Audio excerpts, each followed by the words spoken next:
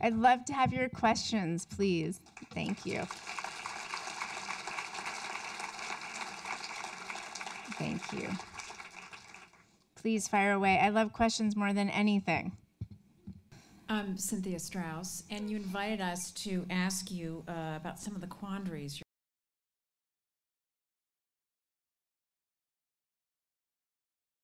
I'm curious.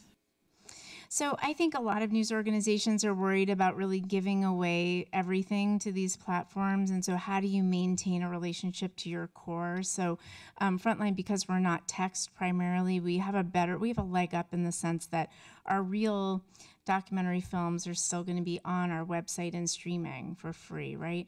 But a lot of news organizations don't have that benefit. So conversations that happen in my world are really fierce, and people are very concerned about the future of their news organizations by virtue of so many series of disruptions, and now places like Facebook where they have to publish, right?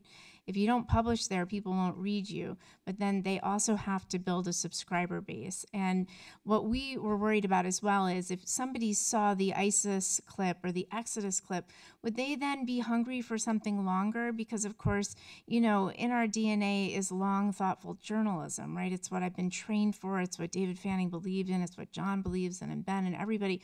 We all believe in this idea of a real discourse that lasts for more than 3 minutes, we hope. And so what we found was the opposite. So we found people watching the short form coming to the long form. In fact, then we started to explore short form in its native form. We started to fall in love with the short form, and it's righteous in its own right. So we did it the organic way, and I think we're really fortunate in that sense. So but I don't think so many news organizations would say the same thing standing here. My name's Lucy, and I was just wondering, in terms of your international reach, places like China, Russia, and other places, is it easy to find your stories? I've sent links from your website to different colleagues in other countries, and I'm never 100% sure that they can watch them. Well, that's a great question. So for Facebook, we start with the positive story of our international reach. Facebook, 20% of our whole audience is now international, and it's one of the areas that's growing the most. So clearly, internationally, we have massive potential. So Frontline, the television show, right, the documentary series, is available in many countries around the world, more than not. There are some countries that we work with distributors. We have a great distributor, PBSD, where we're distributed to other television networks, so Arte in France and others around the world, where they actually show us like a broadcast. So in some countries, if you send a link to our streaming film, they won't be able to see it, but they could see it on television. And we could help you with that. That's something, if you want to send a friend in Germany the Bannon film, I can tell you how to do that. So usually it's pretty easy to find on our website too where we are and how to find us. Edith Esch, Lexington, Mass. I am not very good at all of these new things that we have. What is streaming? How do you use it? And where does it appear? I have no idea. Oh, is it sound? Is it video? What is it? First of all, thank you for asking that question. My mother asked me the same thing about 5 years ago when I was using all this lingo, and she just said, "Stop it. To show me how to do this." So it's actually, you're going to become addicted to this. It's so easy. So once you know how to do it, it's pretty easy. So if you go to pbs.org/frontline, and I'll write this down for you, and you're from Lexington, I live in Lexington, so I'm going to find you. I'll show you how to do it, but we can also give you the website. We can share that with all of you, because once you go onto our website, first of all, there's a wealth of information, but also you can find all of our films. Over 200 films stream there for free. So if you didn't get to see Divided States of America, which was 4 hours, but probably the most significant work we've done this year, you can watch it there. And so if you have a computer, for example, you can watch it there. So I'm going to find you. Hi, Francis Chin. I have a Facebook account, and I follow people because it's a great way to keep up, but I almost never post. I would post about Frontline. Thank you. And the question I have is this. we all have different circles of friends, a few to many hundreds in our Facebook accounts. Is it a valid thought or rational thought that Frontline and GBH might reach a bigger audience by teaching us how to post, especially that short form clip, those types of things, because it's going to reach these few scores or hundreds of people who wouldn't go to the GBH or Frontline site? Well, that's a great idea. And there's a remarkable woman who works with John and Ben and a couple of other people in our leadership named Tori Starr. And her passion is literally social media literacy. And what she wants to do is she actually wants to create essentially a toolkit for people who don't often use social.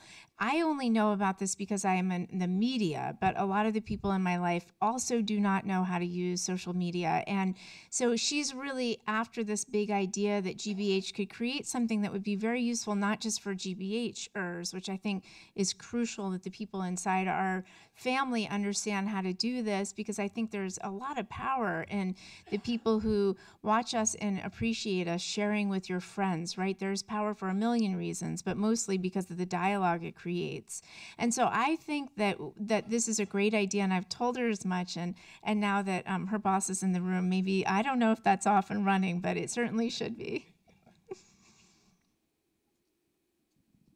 Hi, Paul from Newton. My question is, how do you decide what stories to produce and who contributes? Do you ask your members for input?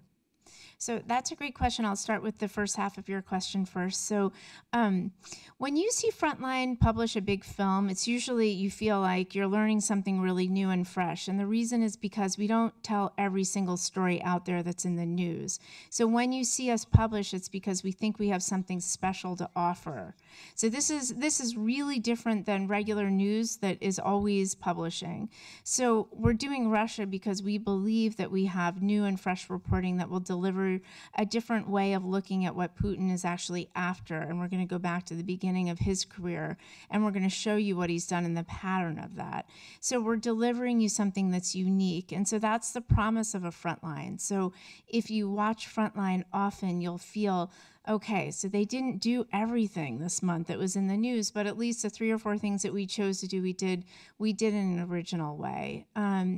We have a really terrific core of producing directors, and those people are, many of them are very veteran, but some of them are really new to us, and we've been really, one of my biggest jobs when I came to Frontline 8 or 9 years ago inside Frontline was that one of my biggest jobs for David was finding a new group of producers, and I've done that, and a lot of those people produce for us now too, so they bring ideas to us. They're reporters in their own right, and then we do a ton of collaborations of late.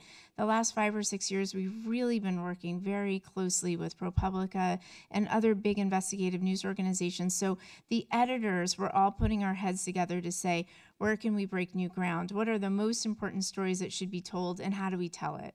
So one of the greatest parts of my job is that part of my job, right? Obviously, thinking about stories and how we tell them, and how do we tell you a story that you're not going to forget, right? As opposed to just an idea. So we start with, what is the story? Where's the once upon a time? It sounds simple, but when you're taking on the EPA, for example, that EPA story, how do you do that in a way that is really going to capture you? So what we decided to do is to tell it through the lens of how people like Scott Pruitt, through his biography, how do you then understand how he rose to be the person who now runs the EPA? And along the way, you're going to learn a lot about what has happened to really lead us to the point where the EPA is now taking a very big turn in another direction. So that's how we approach story. We hear from our members and we hear from our audience constantly about stories they want. We don't go to them to ask, would you like us to do a story about Scott Pruitt? But we listen to them and we do watch what they say. They tend to want the stories that we're already reporting on, which is very gratifying because they know the types of stories we're after. So it's the unexpected stories, the ones that they never heard of, that of course they wouldn't know to ask for. But generally speaking, right now people are hungry to understand the Russia connection. They're hungry to understand what's going on in immigration and the EPA and big stories like that. So we're telling them both for journalism, but also because our audience, this is what they want and they expect, and, you know, we'll be delivering. Prakash, I'm from Newton. It's a great example of how you're reaching the other demographics with your digital. But I'd like to share a little bit about whom you're not reaching and what are you doing to reach them? Well, I would say our biggest challenge is still on social media, which tends to be quite partisan. So one nut that we're trying to crack is how do you create, by its very nature, right? People on Facebook, they agree with each other because they're sharing similar material, right? And so then therefore, if you like something on Facebook, you end up becoming more in one point of view. And we believe that's not good for our democracy. So because we're publishing on Facebook short form, we want to reach across the partisan divide. So right now what we're trying to do is really look at our social media audience, just as we do for our broadcast audience, to understand, you know, where do we shake out? How partisan is our audience on Facebook? What do they believe in? And we don't have the answer to that yet, but it's one of my biggest curiosities because it's one of my biggest concerns, not just about Frontline, but about the world that we're all living in right now. And I think that it's really hard on our democracy that people are just talking to each other. And I don't like that. So I want to fix that. So that's our biggest, I think that's our biggest challenge, because the broadcast is very healthy in that regard. And we don't know yet how we're gonna vet out in social, but we have some ideas that it's more partisan on social than it is on the broadcast. So we're gonna work on that. That's a great question. Thank you. Great. So first of all, I just want to say again, thank you so much for your support. You are the biggest believers in WGBH. We could not do this work without you. We have refreshments and wine outside. It's beautiful out there and very lively, very different decor than Frontline. But I hope you'll join us for a drink and just relax a little with us before you go home. Thank you very much.